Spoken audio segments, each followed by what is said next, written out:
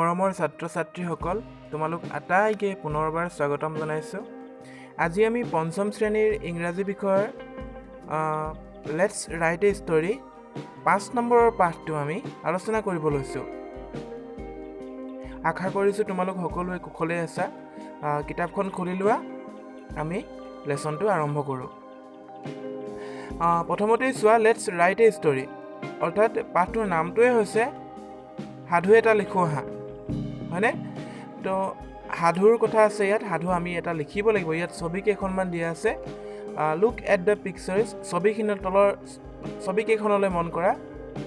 ইয়াত 1 নম্বৰত এটা বাঘ দেখি পাইছোঁ, হাবিত আছে। আৰু 2 নম্বৰত এটা হৰিণে ঘাঁহ চৰি আছে, হাবিতেই আছে সিও। আৰু 3 নম্বৰত হৰিণটোক চৰি থকা বাঘটোৱে দেখা পালে।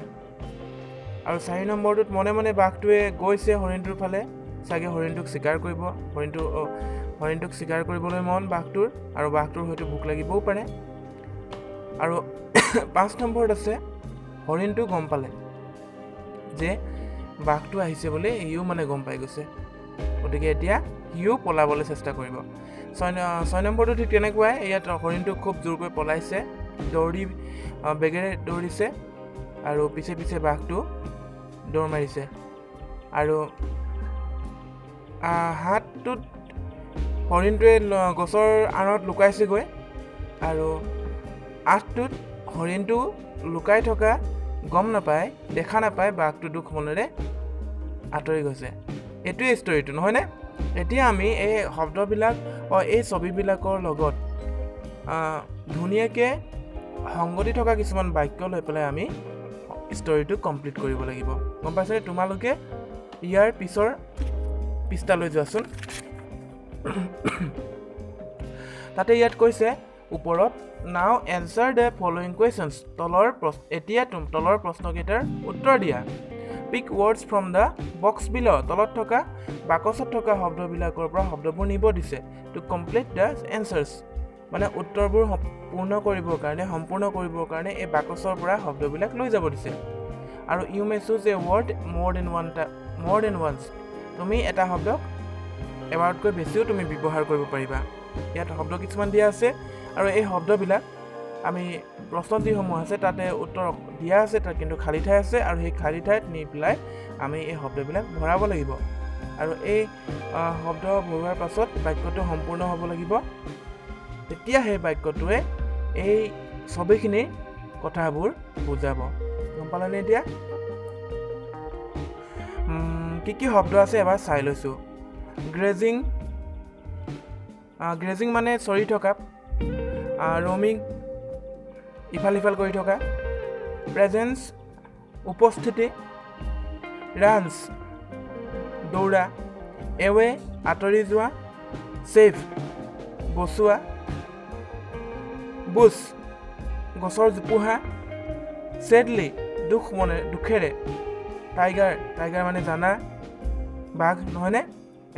এলাৰ্ট মানে সতৰ্ক হোৱা, আৰু ডিয়েৰ মানেও তোমালোকে জানা। গতিকে ডিয়েৰ মানে হৈছে কি? হৰিণ। এই নাম্বাৰটো মই পঢ়িছোঁ। What is there in the first picture, প্ৰথম ছবিখনত কি দেখিছিলা বাৰু? প্ৰথম ছবিখনত বাঘ এটা দেখিছিলোঁ, নহয়নে? হাবিত। গতিকে ইয়াৰ উত্তৰটো কি হ'ব এবাৰ চাওঁ। দেয়াৰ ইজ এ খালী ঠাই ইন দ্য ফৰেষ্ট, এই খালী ঠাইত কি বহাম? There is a tiger in the forest, হাবিখনত এটা বাঘ আছিল। There is a tiger in the forest. এইবাৰ আহিছোঁ বি নম্বৰলৈ। What do you see in the second picture, 2 নম্বৰ ছবিখনত কি দেখিছা বাৰু? দেয়াৰ ইজ এ লিখা আছে ইয়াত, চোৱা। দেয়াৰ ইজ এ ডিয়েৰ, এটা হৰিণা আছিলে, কি কৰি আছিলে সি? বি নম্বৰটো there is a deer grazing in the forest, মানে চৰি আছিল, নহয়নে? সেইকাৰণে ইয়াত হ'ব grazing. There is a deer, আকৌ এবাৰ কৈছোঁ শুনা, there is a deer grazing in the forest হ'ল। এবাৰ আহিছোঁ চি নম্বৰলৈ। What happens in the third picture, 3 নম্বৰ ফটোখনত কি ঘটিছে? 3 নম্বৰ ফটোখনত চোৱা। The tiger sees a deer, the tiger টাইগাৰটোৱে কি দেখিছে সি ইজ এ ডিয়াৰ এটা হৰিণ দেখিছে কি কৰি আছিলে হৰিণটো ৰমিং হয়নে the tiger see is a deer roaming মানে হৰিণ এটা চৰলা ফিৰা কৰি থকা দেখি পাইছে বাঘটোৱে নহয়নে এইটো হেনে ইয়াত হ'ব ৰমিং তাৰ পাছত ডি নম্বৰটোলৈ আহিছোঁ what does the tiger do in the fourth picture 4 number ফটোখনত পিকচাৰখনত ছবিখনত টাইগাৰটোৱে কি কৰিছে টাইগাৰটোৱে মনে মনে কি কৰিছে বাৰু মনে মনে হৰিণটোৰ পিছ লৈছে নহয়নে চ' 4 নম্বৰত কি কৰিম আমি দ্য টাইগাৰ ক্ৰল মানে বগাই যোৱা হা ইয়াত আমি বুজি পাইছোঁ যে মনে মনে মানে অলপ তললৈ লুকাই গৈছে সি লাহে লাহে দ্য টাইগাৰ ক্ৰলছ কুৱাইটলি একদম মনে মনে টুৱাৰ্ডছ দ্য ডিয়েৰটোৰ ফালে একদম মানে কুৱাইটলি গৈছে লাহে লাহে একদম মানে চিকাৰ কৰিবলৈ কেনেকৈ যায় তেনেকুৱাকৈ গৈছে আৰু তাৰ পাছত আহিলে what does the deer do in the fifth picture 5 number ছবিখনত হৰিণটোৱে কি কৰিছে এইটো চাই লোৱা 5 নম্বৰ ছবিখন হৰিণটো এলাৰ্ট হৈ গ'ল হৰিণটোৱে গম পাই গ'ল কোনোবাই তাক পিছা কৰি আছে তাৰ পিছত কোনোবাই আহি আছে সেইটো গম পাইছেনে তাক যে কোনোবাই লক্ষ্য কৰি আছে সি গম পালে এইটো হ'ব চোৱা দ্য ডিয়েৰ বিকামছ এলাৰ্ট হ'ব সতৰ্ক হৈ গ'ল the deer becomes alert he looks here and there and feels the presence the tiger মানে কি হ'ল এতিয়া সি সতৰ্ক হৈ গ'ল ডিয়েৰটো সতৰ্ক হৈছে আৰু সি ইফালে সিফালে চালে আৰু তাৰপিছত বাঘটো তাত থকা কথাটো সি অনুভৱ কৰিলে আৰু তাৰপাছত সি নিজকে বচাব লাগিব নহয়নে চ' ইয়াত কি হ'ব প্ৰথমৰটোত হ'ব দ্য ডিয়েৰ বিকামছ এলাৰ্ট হ'ব প্ৰথমৰটোত the deer becomes alert he looks here and there and feels the presence the tiger বাঘটোৰ উপস্থিতিৰ কথা গম পাই সি নিজকে কি কৰিলে সতৰ্ক কৰিলে আৰু ইফালে সিফালে চাব ধৰিলে তাৰমানে এতিয়া পলাব আৰু তাৰপিছত F নম্বৰলৈ আহিছোঁ what does the deer do after that ইয়াৰ পাছত কি কৰিলে ইয়াৰ পাছত সি কিবা কৰিব দৌৰিলে নহয়নে ছবিখন চোৱা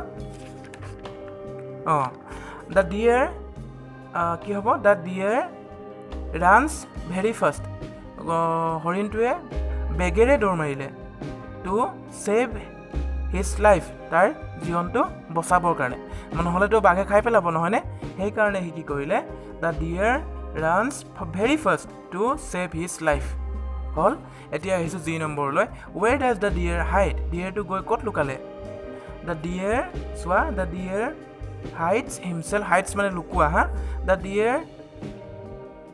deer hides himself in a bush ডিয়েৰটোৱে মানে হৰিণটোৱে এটা জোপোহাৰ আঁৰত সি নিজকে লুকুৱালে আৰু একেবাৰে শেষৰটোলৈ আহিছোঁ এইবাৰ what happens in the end একেবাৰে শেষত কি হ'ল এতিয়া শেষত কি হ'ল দ্য টাইগাৰ কি হ'ব বাৰু the tiger sadly goes away বাঘটো কেনেকৈ গুচি গ'ল দুখ মনেৰে হৰিণটোক খাব নাপায় দুখ মনেৰে গুচি গ'ল আঁতৰি গ'ল এইটোৱে আছিলে কাহিনীটো তোমালোকে গোটেইকেইটা লগোৱা এই বাক্যখিনি আমি যদি ধুনীয়াকৈ একাধিক্ৰমে আমি লিখোঁ তেতিয়াহ'লে এটা ধুনীয়া ষ্টৰী আমি পাম মই এবাৰ একাধিক্ৰমে পঢ়ি দিছোঁ অকল উত্তৰকেইটা তাৰপাছতে তোমালোকে কাহিনীটো ধুনীয়াকৈ ধৰিব পাৰিবা আৰু ইয়াৰ এটা আমি নাম দিব লাগিব গম পাইছানে চ' প্ৰথমৰ পৰা চোৱা মই এবাৰ পঢ়ি দিছোঁ গোটেইকেইটা কি হ'ব ছবিত যিখিনি আছিলে সেইখিনি তাৰ লগত সংগতি থকা বাক্যখিনি আমি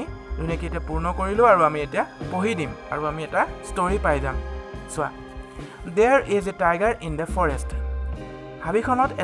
হাবি এখনত এটা টাইগাৰ আছিল বাঘ আছিল তাৰমানে there is a deer grazing in the forest আৰু সেইখন হাবিত কি কৰিছিল এটা হৰিণে ঘাঁহ চৰি আছিল the tiger sees A deer roaming তেতিয়াই বাঘটোৱে ডিয়েৰটোক মানে ইফাল সিফাল কৰি থকা দেখা পাইছিল and the tiger crawls quietly towards the deer তাৰপাছতে টাইগাৰটোৱে মনে মনে এই হৰিণটোৰ পিছে মানে পিছ লাগিছিল তাক মানে ধৰিবৰ কাৰণে গম পাইছানে দ্য ডিয়েৰ বিকামছ এলাৰ্ট তেতিয়াই ডিয়েৰটো এলাৰ্ট হৈ গৈছিল সতৰ্ক হৈ গৈছিল and he looks here and there and feels the presence the tiger আৰু তাৰ কাষত যে বাঘটো আছে বাঘৰ উপস্থিতিৰ কথা অনুভৱ কৰি নিজকে সতৰ্ক কৰিছিল কোনে ডিয়েৰটোৱে নহয়নে মানে হৰিণটোৱে তাৰ পাছতে হ'ল the deer runs very fast তাৰপিছতে হৰিণটোৱে বৰ বেগেৰে দৌৰি গৈছিল টু ছেভ হিজ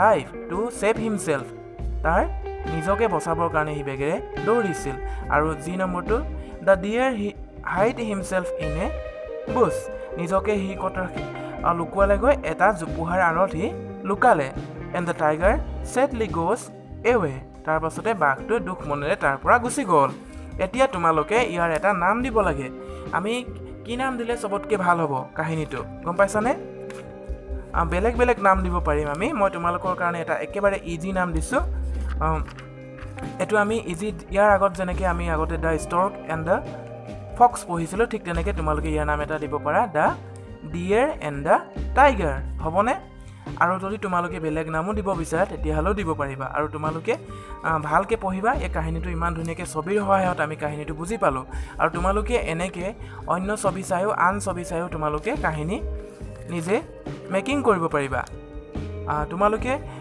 এনেধৰণে কাহিনী আমি যদি মেকিং কৰোঁ আমাৰ শব্দৰ বাক্য গঠনবিলাক বেলেগ বেলেগো হ'ব পাৰে কোনো কথা নাই ছেইম হ'ব লাগে বুলি কোনো কথা নাই যে আমি ইয়াৰ কাহিনীটো কিতাপত দিয়া কেইটা আমি কৰিলোঁ ইয়াৰ বাহিৰেও তুমি বেলেগ ধৰণেও তুমি ইয়াৰ কাহিনীটো সজাব পাৰিবা সেইটো আমাৰ ওপৰত নিৰ্ভৰ কৰিব নহয়নে চ' এইটো আজি আমি পঢ়িলোঁ এইটো লেটছ ৰাইট এ ষ্টৰী আমি ধুনীয়া এটা ষ্টৰী এতিয়া লিখিলোঁ আৰু তোমালোকৰ কাৰণে মই দি দিছোঁ তোমালোকে এইখিনি লিখি ল'বা ভিডিঅ'টো ৰখাই পেলাই তোমালোকে কি কয় মই দিয়া উত্তৰখিনি ধুনীয়াকৈ লিখি ল'বা খালী ঠাইখিনি বহাই ল'বা ভিডিঅ'টো ৰখাই ল'বা বুজি পাইছানে চলি থাকিলে তোমালোকৰ দিগদাৰ হ'ব ভিডিঅ'টো ৰখাই পেলাই তোমালোকে কৰিবা আকৌ ভিডিঅ' চলাই আকৌ দ্বিতীয়খিনি কৰিবা এনেকৈ কৰি ল'বা তেতিয়া ধুনীয়াকৈ তোমালোকে এইখিনি কৰিব পাৰিবা ইয়াৰ এই পাঠটোতে আৰু এটা আমি কবিতা পঢ়িবলৈ পাম কবিতাটো ছামৱান পিছৰ পাঠত তোমালোকক মই এই কবিতাটো পঢ়াম আৰু আজি তোমালোকক এইখিনি মই কৰি দিছোঁ তোমালোকে এইখিনি ঘৰত ভালকৈ কৰা আৰু 2-3বাৰ পঢ়িলে তোমালোকৰ মনত ৰৈ যাব আৰু ইয়াত বিশেষ টান শব্দ নাই 2-এটা আছে সেইকেইটা কৈ দিলোঁ মই গ্ৰেজিং আছিলে গ্ৰেজিং মানে কি গ্ৰেজিং মানে চৰি থকা নহয়নে আৰু ৰমিং মানে ইফাল সিফাল কৰি থকা আৰু প্ৰেজেন্স মানে উপস্থিতি ৰানছ মানে জানা দৌৰা আৰু এৱে মানে আঁতৰি যোৱা ছেভ মানে বচোৱা বা বছ মানে হৈছে তোমাৰ গছৰ জোপোহা ছেডলি মানে দুখেৰে টাইগাৰ মানে জানা টাইগাৰ মানে বাঘ এলাৰ্ট মানে সতৰ্ক হোৱা আৰু ডিয়েৰ মানে হৈছে হৰিণা হয়নে এইকেইটাই আছে বৰ বেছি টান শব্দ নাই ইয়াত তোমালোকে এই শব্দখিনি যিহেতু ইয়াত আছে আৰু ধুনীয়াকৈ বাক্যখিনি আছে আমি মাত্ৰ খালী ঠাইখিনিত ভৰাই দিলে কাহিনীটো পাই যাওঁ গতিকে এইখিনি তোমালোকে ধুনীয়াকৈ কৰি লোৱা আৰু বহীত পৰিষ্কাৰকৈ লিখি লোৱা তাৰ পাছত আমি পিছৰ কাহিনীটো আমি পঢ়িবলৈ যাম পিছৰ কবিতাটো আমি পঢ়িম তোমালোকৰ পিছৰ ভিডিঅ'টোত মই তোমালোকক এই কবিতাটোৰ আলোচনা আগবঢ়াম আজিলৈ এইখিনিতে এৰিছোঁ তোমালোকে চাই থাকিবা ভিডিঅ'বোৰ আৰু তোমালোকৰ পঢ়াখিনি আগবঢ়াই লৈ যাবা বুলি মই আশা কৰি আজিৰ ভিডিঅ'টোৰ পৰা বিদায় লৈছোঁ চাই ভাল পালে চেনেলটো ছাবস্ক্ৰাইব কৰিব আৰু কাষতে থকা বেল বটনটো বজাই দিব